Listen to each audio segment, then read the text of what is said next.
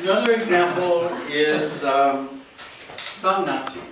I think the strangest food in the world.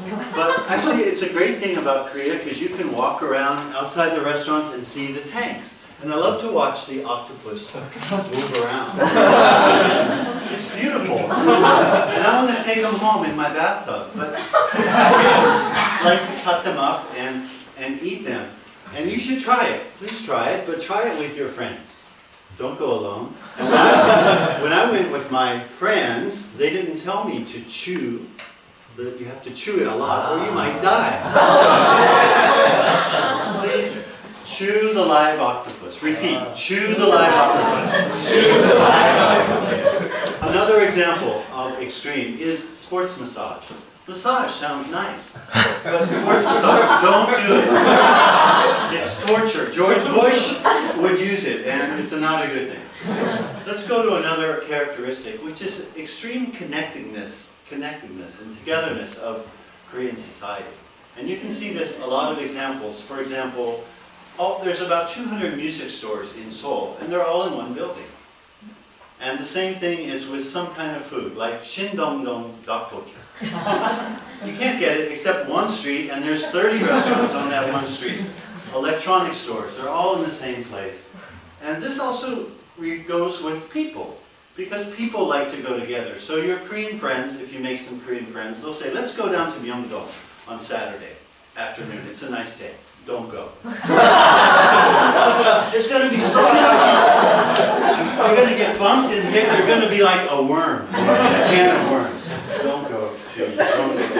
And just another word about bumping. You will get bumped in Korea on the subway, and the person who's going to bump you the most and the hardest is that Ajima that we met before. And do not bump her back. She's much tougher than you. She will destroy you. Just consider the bump like a Korean hug. Also, another example of the closeness and connectedness is audiences. You get a bunch of people together in an audience, and it's a wonderful thing. I've talked to a lot of international performers, and they say, without a doubt, Korean audiences are the best. Because they get together and they act like they're 12 years old. They just, have a good time and do and cheer, and they go along with everything. And this is an amazing thing. Because if a performer makes a mistake, in New York, they're going to boo. In San Francisco, they'll turn away. But in Korea, they cheer. And they encourage the performer. And to me, that shows the sweetness of the Korean character. It's a beautiful thing. Pongtiki.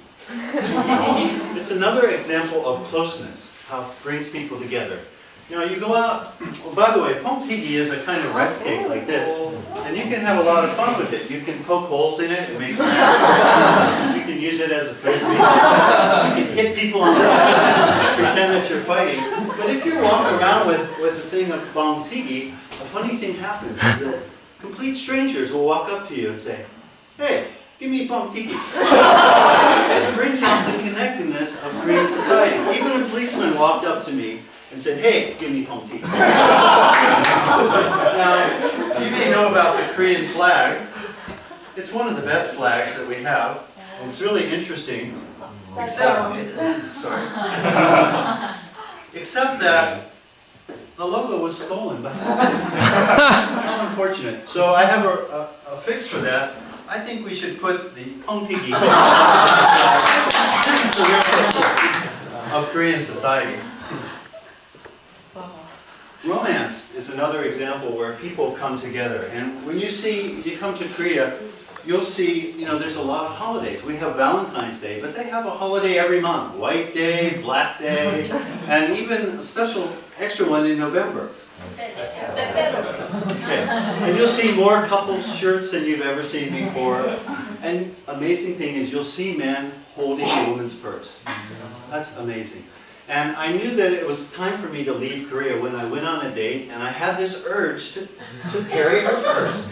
And I carried her purse, and then I realized why men do it, because it was so heavy. It was full of cosmetics and things like that. Some things you shouldn't miss in Korea are chimcheobang, game cafe, Phong Tigi.